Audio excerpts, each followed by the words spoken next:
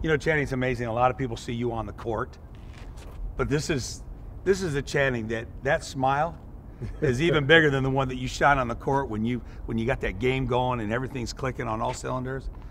But Hendricks really brings out a different you, doesn't he? Yeah, you know, this is kind of the real me, like you said, and you know, basketball is kind of like a 4-hour thing a day. It's kind of like it's a lifestyle, but you know, for me, it's really about my family and just, you know, being able to provide for them and just kind of taking what God has given me to do and kind of put it on a different level and you know, just kind of have some fun with it.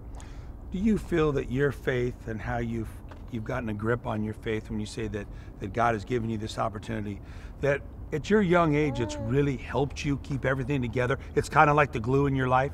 Yeah, I think so. I think for me, it's just kind of understanding that I've already won. In sense, so all this is kind of just a way to kind of give him the glory and kind of just, you know, just enjoy it, man. I think everybody stresses too much on success, but, you know, success is kind of just based on how you can, how you have an impact on other people. He wants to be part of this. Yeah, he's talking now. Yeah, I think he's interested in the microphone. But, you know, for me, man, just looking at him, no matter what happens on a basketball court, man, looking at him makes my day, you know, just perfect. And just, you know, understanding that, you know, I learned a lot of things on basketball court, not only like about basketball, but about myself and character and how to be a better leader and really just how to be a better dad. You know, Channing, Andre Wadsworth, who's the founder of Desert Life Church, his first words out of his mouth about you, Channing gets it. And I think coming from somebody like Andre that has experienced so many different highs and lows in his career, his business career as well as his professional football career, for him to make a comment like Channing gets it, it's got to be a real compliment to you. No, it is, man. And you know what? I didn't get it for a long time, but you know, I think once I moved to Portland and you know, I really just kind of had I would say an epiphany. I just talked to God and said, like, look, help me. You know, help me out, man. I'm not doing this right. You know, I just wasn't happy. And then, you know, go figure, I met my wife and, you know, we really just started changing our life. And the thing that I've noticed is that it's not something that you can just change over one day or over one, you can't change yourself completely over one day, but you can try to get better every day. And that's all God wants, is just for you to try and get better every single day and for you to just kind of just take his lead. And for me, it's really just helped me to not have any stress about anything, man. It's just about living. All right, we're just going to talk about how you didn't get it at first. Why do you think that is? Because you've seen it happen with so many young players. You know what? I just think it's just not understanding, you know, kind of basically God and understanding what he is compared to, not compared, but he is to you and what he wants to do for you and what you do for him. You know, just kind of making it basic, is God is like your dad. He just wants to love you. You know, God wanted a family, so he created us in his image. And you got to think about it. Like I have a son now, and I just want him to have the best, and I just want to love him, no matter if he makes mistakes or not. And so for me, really getting that and understanding that made me excited about, you know, every day and just getting better and not being afraid to make mistakes or being afraid to not make the right decisions. That understanding that the good times and bad times, like I said, I've already won and I know in my heart I've already made the right choice. But did people try to talk to you? Did other players try to talk to you? Yeah, of course. Yeah, and isn't it amazing how, you know, and because over the years people try to talk to me, yeah. And I got news for you. Yeah. How could you tell me something I already know? Yeah. And then all of a sudden somebody else talked to me, right. And then it's like boom, it hit. So other players, other professionals, other guys that were big in their careers in basketball tried to talk to you. It just didn't register. Right. No, you know what? I think the guys that were trying to talk to me really didn't lead by example. I think a lot of them tried, but, you know, I knew Andre since I was 14, and he tried to talk to me then. And I think at that time, I just wasn't mature enough to understand my responsibility and to take that, you know, is a lot, I think, on a lot of people. And, you know, I grew up in a nice household.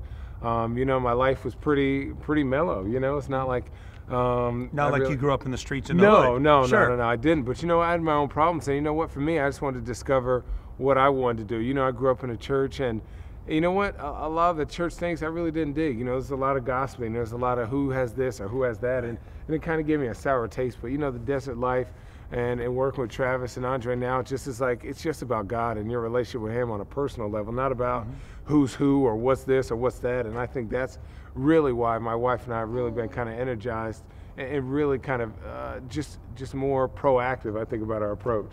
You know, Channing, when you think about over and over, I've heard you say this since I met you. You talk about your wife, and now Hendrix is part of this whole formula. And obviously that has a lot to do about your foundation and why you want to give back. And I feel that every time I talk to you, you want to give back because you can help maybe some kids that maybe if you'd have got, even though you had a good life growing up and you weren't in the streets and you weren't scraping bottom to try to get a pair of shoes, there's things you took for granted. And so now with your foundation, you can give in a whole nother way. Right. You know, that's the thing. I restarted my foundation. We have the Frye Foundation, the Frye Family Foundation now. And it's really just giving back to kids who are, you know, at risk, who either have disabilities or are just in a bad place in their life, man. You know, having a kid and just seeing what, just like either taking a kid on a trip, maybe taking them to SeaWorld, giving them an opportunity to maybe go to a museum when they haven't even explored that part. You know, God has a calling for everybody, and some people just don't get that opportunity because other people aren't, you know, I would say gracious with what they have, you know. God we has all blessed take me things with, for granted. We all do. You know, and sometimes we have to lose it before we can appreciate what we did have. Exactly. You know, just giving a kid a chance to go to the art museum or the, you know, the any type of museum or any type of park, just something to give them an opportunity to be a kid and maybe find what they're really truly passionate about. It doesn't have to be basketball or rapping or trying to make $1 million quick. It could be whatever you want, man, as long as the kids get an opportunity to just be kids and just find out what they really love. You did something really special recently. Andre gave you a call and said, hey, our friends at Cold Stone Creamery are doing a little something for Make-A-Wish. I'd love for you to help out. You never even blinked. And you know, today, it's all about the almighty dollar. Yeah. You were just happy to get some cups of ice cream. Yeah. I mean, come on, man. You said, hey, wait a minute, ice cream? Now. You said some free ice cream? Man, Yeah, but it was about Make-A-Wish. It was. And you and your wife coming out there. And I know for her, she was just really days or weeks away from having the baby. And you know what? You know how women, they kind of get to that final month where they really don't want to be out there chatting in public. But she was right there by you, and you went out and had a lot of fun with everybody. No, there. I did, man. Just giving back to those kids. And you know what?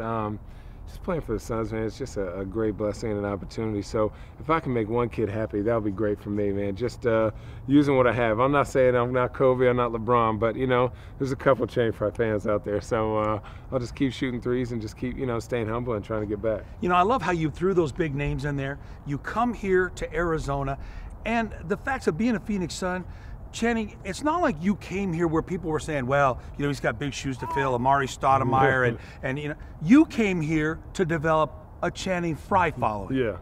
Was that really the way you came in here? Yeah, I just want to get out and play, man. You know, I love basketball, and it's what I was put on the earth kind of to do, and to raise this little guy and whatever other ones we have. So, you know, for me, just coming back home was just an opportunity to kind of just give back to what's really important in family and basketball and in myself. And I think, you know, for me, just being able to play in this system with the guys that we have, Grant Hill, Steve, Jared Dudley, Jason Richardson, great guys. You know what? It's just a chance for me to play and just develop and get better every day. What's he doing?